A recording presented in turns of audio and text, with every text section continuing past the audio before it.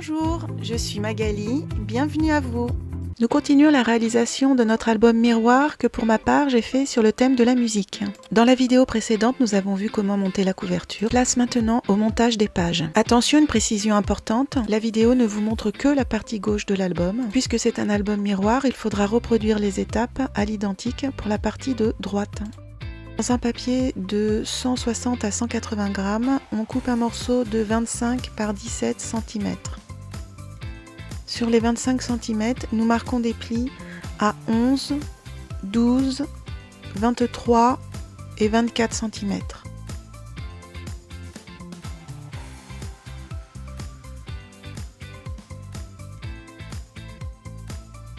On biseaute légèrement sur le 1 cm de la pâte de collage, en bas et en haut de cette dernière.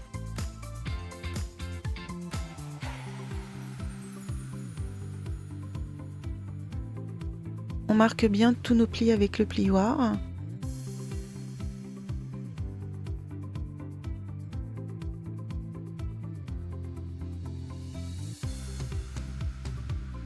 Dans un autre morceau de 21 par 17 cm, sur les 21, on fait des plis à 11 et 13 cm.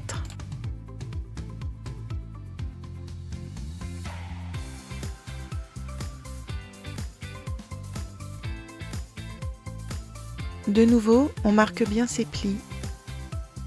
On reprend sa couverture ainsi que le morceau que l'on vient de plier à l'instant. On le saisit comme ceci avec le pli dans notre main gauche, le volet le plus grand vers nous et le volet le plus petit à l'arrière. Et on écrase ce pli en le faisant apparaître devant nous. Et on va venir installer notre page contre le rebord de la couverture à gauche.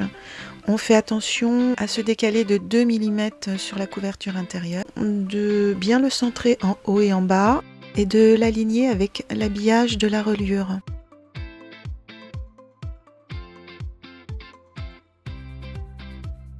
Quand on a bien fini ces contrôles et ces repérages, on peut passer à l'encollage.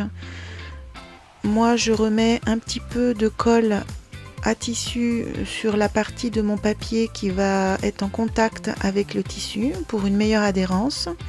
Et le reste du papier, je vais mettre la colle blanche traditionnelle.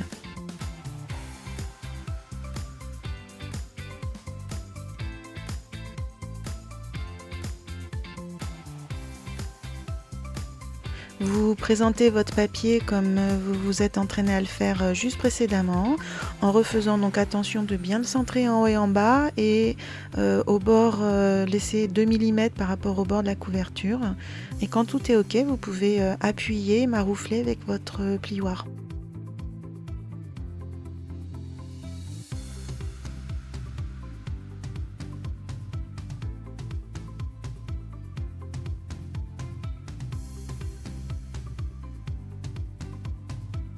Ici, vous voyez que la jonction ne se fait pas bien entre la page que je viens de coller et mon habillage de charnière parce que j'avais prévu un petit peu trop court. Mais vous, normalement, vous n'avez pas ce problème puisque j'ai rectifié les dimensions que je vous ai données au départ. Si jamais ce n'était pas le cas, il n'y a pas de problème. Il suffira de rajouter une petite bande de papier aux bonnes dimensions qui fera la jonction des deux, comme moi-même je l'ai fait et que vous verrez plus tard.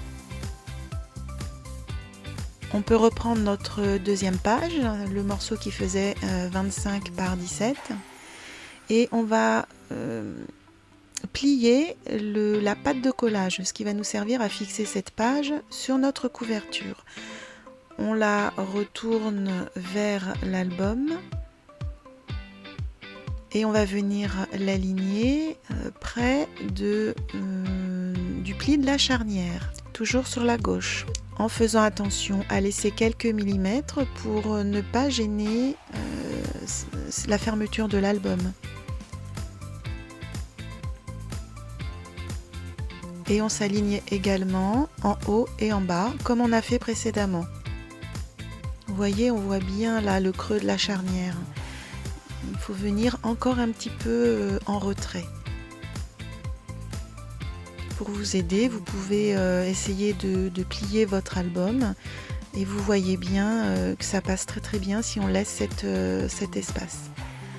Une fois qu'on a bien fait ses repères, on peut encoller notre pâte de collage et on vient l'appliquer comme on a vu juste avant.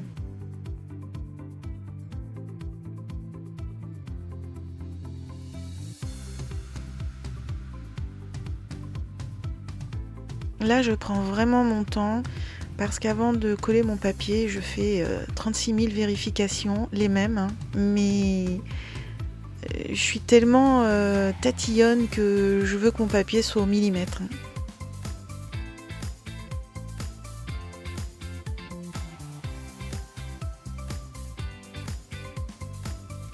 Voilà, après un ultime coup de marouflage, voici ce que ça donne pour l'instant au niveau de l'articulation. Donc là on vient de finir pour l'instant la structure des pages sur la partie gauche. Évidemment, il faut que vous refassiez, je suis désolée, hein, mais vous refassiez toutes ces étapes pour venir faire votre partie droite. A très vite dans une prochaine vidéo où nous verrons les pochettes, les fenêtres, les livrets, les tags et les cascades, tout un programme.